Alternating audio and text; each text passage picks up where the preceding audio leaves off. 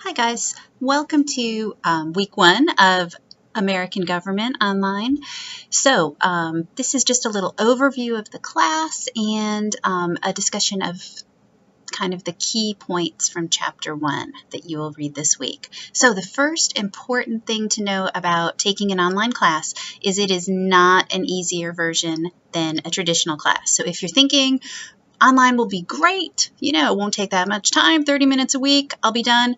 That's actually not the case. This may actually be more difficult than a traditional class because you are going to have just as many assignments as you would if you were sitting in lecture for 6 hours a week, but you have to do most of it on your own. So that's not to say you won't get any help at all. We will have these video lectures. Sometimes it will be me. In other weeks, we will have a lecture recorded by somebody else, probably with a little higher tech and more graphics. I'm just glad I can get the video to work. So we will have a choice of video lectures, and all the lectures will be recorded. So there is no time when everybody has to be here participating. So you can do it whatever time fits in with your schedule. Let's see, there is a link at the top of the page for office hours. We could do video office hours if you prefer, or you can come and talk to me in person, either in Knoxville or in Greenville. So there is help available, but it is a lot of work. Just don't think that an online course is the super easy option. Okay, you will have several assignments each week, all listed on our Moodle page. Basically do everything else and the chapter quiz the very last thing. So all the assignments are giving you the information you will need to do well on the chapter quiz. So let's talk very quickly about chapter 1. This is just an introduction to the course. It's kind of setting out what we mean by government, what we mean by politics, and it starts out with some observations about American government. So, looking at different kinds of governments, America has a constitutional democracy. So your chapter in the textbook will go over different kinds of governments and those definitions.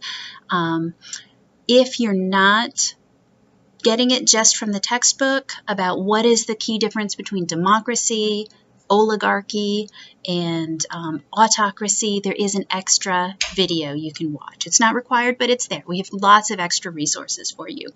The other observation about American government is that it is complex. We have different levels of government. We have a national government, state governments, local governments, and within all these levels, there are different branches of government. What we will find out over this course is that this is by design. The framers of the Constitution had some very specific reasons for making the government complex.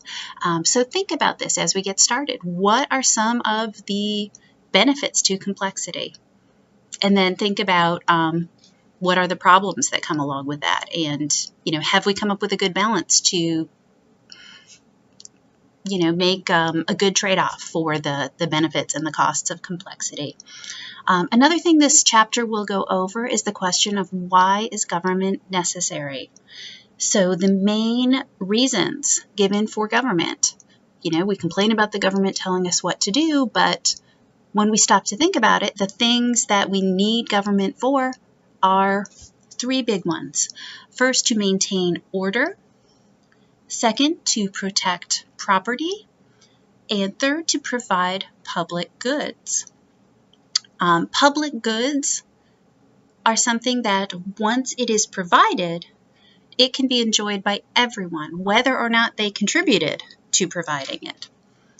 And so, if government does not provide it, there may be less of it than citizens want, because everybody knows, why should I be the one to put the work in to provide this thing? If someone else does it, I can still enjoy it, even if I didn't do anything to get it here. So there are things that citizens want, but cooperation to actually produce them can be difficult in the absence of government. So examples of a public good, something that once it's provided, everyone gets to enjoy, include national defense, clean air, streetlights, And so things like that are generally provided by governments rather than by private individuals or groups of individuals. And this is an example where individuals acting rationally, kind of making rational decisions, end up with a less than ideal outcome. You will also have another video exercise illustrating this concept, talking about the prisoner's dilemma.